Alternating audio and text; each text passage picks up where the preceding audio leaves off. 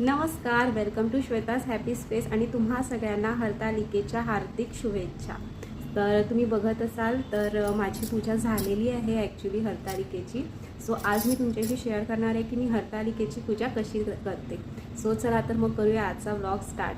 So पूर्णपणे vlog बघत राहा, मी यामध्ये पूर्ण पूजा सांगितलेली आहे।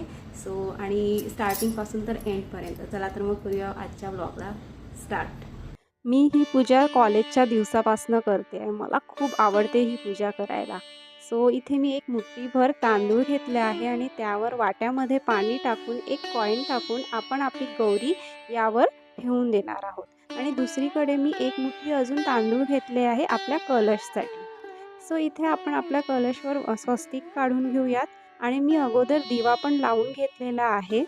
कोणतं पण सुरुवात करायच्या अगोदर दिवा लावलेला सगळ्यात चांगलं। सो इथे मी फ्रूट्सची मांडणी करून घेते। 5 फ्रूट्स मी घेतलेले आहेत। सो या कलशमध्ये आपण एक कॉईन टाकून घेणार आहोत, अक्षदा टाकून घेणार आहोत आणि विड्याचे पानं मी लावून घेतलेले आहेत आणि त्यावर मग ठेवू आपलं श्रीफळ। सो त्यानंतर मी इथे 5 वेळा रेती घेतलेली आहे। तसं तर ही एखाद्या सुवासिनीसोबत हे सगळं करावं लागते, पण मी एकटीच असल्यामुळे मी माझ्याच हाताने करून घेते आहे। सो इथे मी शंकराची पिंड काढून घेते आहे वाळूनी। सो बस झालेली आहे आपली पिंड आणि त्यासोबत नंदी पण काढून घेते आहे। आणि आता आपण करूया गणपतीची तयारी।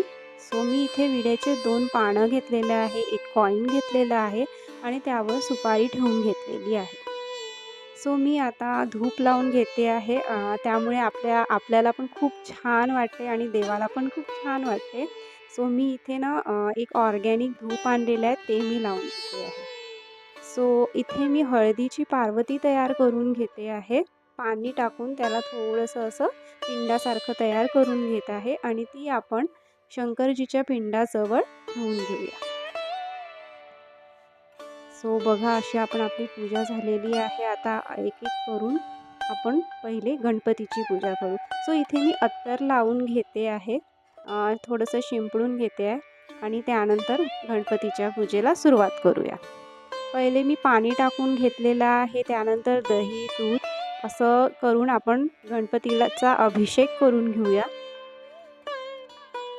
गंध गाळून घेते आहे आणि गंध लावून बुक्का लावून आपण गणपतीची पूजा करून घेऊया। त्यानंतर अक्षदा, फूल आणि फूल इथे लाल जर तुम्ही वाहिलं तर सगळ्यात उत्तम, कारण गणपतीला लाल फूल खूप आवडतं।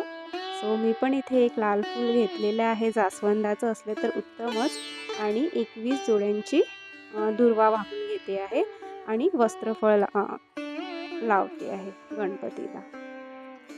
त्यानंतर आपण आपली गौरी, शंकरजी, कलश या सगळ्यांची पूजा करून घ्यायची आणि सर्वात प्रथम दिव्याची पण पूजा करून घ्यायची तुम्ही। सो मी इथे करून घेतलेलं आहे पण रेकॉर्ड नाही करू शकली आहे। आणि मी वस्त्रमाळ शंकरजीला पण लावलेलं आहे। त्यानंतर मला वाटते 21 बेलाचे पानं ओम नमः शिवाय करत मी इथे वाहले आहे देवाला। ओम नमः शिवाय, ओम नमः शिवाय।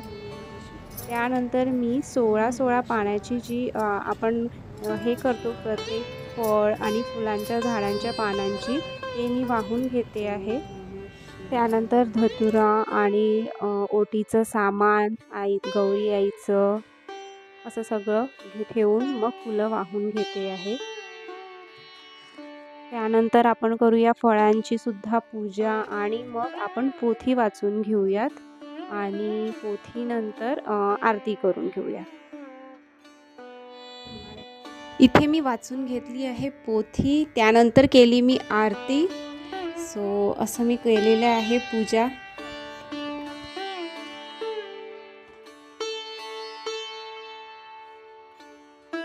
माझी पूजा झाली आहे माझी पूजा। मी थोड्या वेळ आराम केलेला आहे आणि आता 4 वाजलेले आहे. तर मी आज करते आहे साबुदाण्याचे वडे खूप दिवसांनी. तर मी म्हटलं की लवकर करते आणि लवकर खाते, म्हणजे पचायला पण हलके होईल आहे. सो चला तर मग करूया साबुदाण्याचे वडे. त्याची रेसिपी मी आज तुमच्याशी शेअर करते. सो मी इथे घातलेला आहे साबुदाणा, भिजत घातलेला होता. 1 वाजता घातलेला होता मी पूजा झाल्यानंतर. बघा किती छान असा मोकळा झालेला आहे. आपल्याला असाच मोकळा साबुदाणा हवा आहे. जे मी शेंगदाणे भाजून ठेवले होते ते मी आता छान बारीक करून घेणार आहे. खूप चांगले थंड झाले. सो थोडेसे शेंगदाणे मी वड्यांमध्ये टाकणार आहे आणि थोड्याशा अर्ध्या शेंगदाण्याचा आपण करू शेंगदाण्याची चटणी. सो मला शेंगदाण्याची चटणी साबुदाण्याच्या वड्यासोबत खूप आवडते. मुलं खूप गोंधळ करत आहे, मस्ती करते. ठीक आहे, जोपर्यंत ते खेळते तोपर्यंत माझं होऊन जाणार. अरे माझी कैची तू घेतली आहे का? हे कैचीच नाही दिसत आहे. अरे आहेच नाही कैची, दिसतच नाही आहे. ते बघ तिथेच आहे ना. अरे काय बोलू तुझी ठेवते आणि माहितच नाही मी इथे ठेवून दिली म्हणून कैची. मी ड्रॉवर मध्ये शोधत आहे. सो मी 2 चम्मच टाकते, 2.5 चम्मच टाकते. खूप जास्त नाही टाकत, थोडासा मोठा चम्मच आहे. 6-7 मी मिरची घेतली आहे. यातल्या अर्ध्या मिरच्या मी यामध्ये टाकेल आणि अर्ध्या चटणीसाठी ठेवेल. ठीक आहे, सो यामध्ये मी टाकते 2.5 चम्मच मीठ. हे सेंधा मीठ आहे. ऑफकोर्स आपण उपासाला सेंधा मीठच वापरतो. पूड अर्धी टाकते मी. थोडंसं मिरपूड टाकते मी, मिरेपूड. हे झालंय, याला आपण छान मिक्स करून घेऊया. सो हे मिक्स झालेलं आहे. आता आपण एक आलू आपण यामध्ये मॅश करूया. खूप जास्त आलू टाकायची गरज नाही. खूप जास्त आलू टाकायची गरज नाही आहे. जेवढ्या ठीक आहे, मी इथे आता व्हॉइस ओव्हरच देते.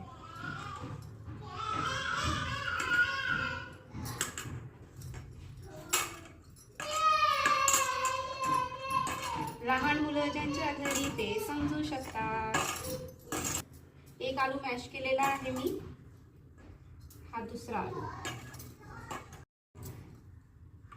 हे बघा आलेली आहे बाइंडिंग. मला नाही वाटत की अजून आलू टाकायची गरज आहे. ठीक आहे, आपलं झालेलं आहे. त्याला 2 मिनिटं ठेवून देऊ आपण छान. सो पहिला वडा टाकलेला आहे मी. होतो आहे. लास आहे ना, हात नको लावूस इथे. बिलकुल हात नाही लावायचं. पहिले आपण जय जयला देऊ खायला, मग आपण खाऊ. ठीक आहे. हा काही पण घेऊन घेता पप्पा आणि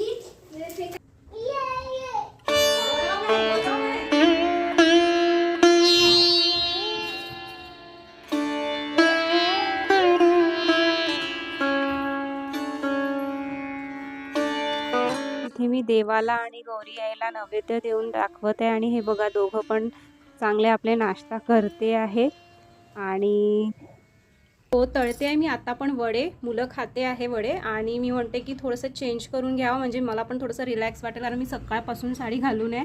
so it is not easy. सो मी थोडंसं चेंज करते आणि मग आरामात बसते आणि मग त्यानंतर खाते. तुम्हाला भेटते थोड्या वेळानं. फ्रेंड्स, झाले आहे आमचे वडे खाऊन आणि खूप मस्त झाले होते. तुम्ही पण या पद्धतीने नक्की करून बघा, खूप छान वाटेल आहे. खूप जास्त आलू नाही टाकायचे, बाइंडिंग येतपर्यंतच फक्त आलू टाकायचे. आणि आजचा व्लॉग मी इथेच एंड करते. मी विचार केला होता की गौरी विसर्जनाचं पण याच व्लॉगमध्ये दाखवेल आहे, पण खूप जास्त मोठा होऊन जाणार व्लॉग, त्यामुळे मी आज इथेच एंड करते. उद्या गणपतीचे आगमन सोसायटीमध्ये आणि गौरी विसर्जन याचा एक व्लॉग करेल आहे. आणि मला तुम्ही नक्की सांगा की मला हा व्लॉग कसा वाटला. प्लीज कमेंट करा. मला खूप मेहनत लागते आहे. तुमचं तर काही नाही जाणार सबस्क्राईब करायला, पण माझ्या मेहनतीला थोडंसं तुमचं मदत होणार. सो प्लीज सबस्क्राईब करा, लाईक करा, शेअर करा, कमेंट करा आणि आपण भेटूया नेक्स्ट व्लॉगमध्ये. Thank you, bye.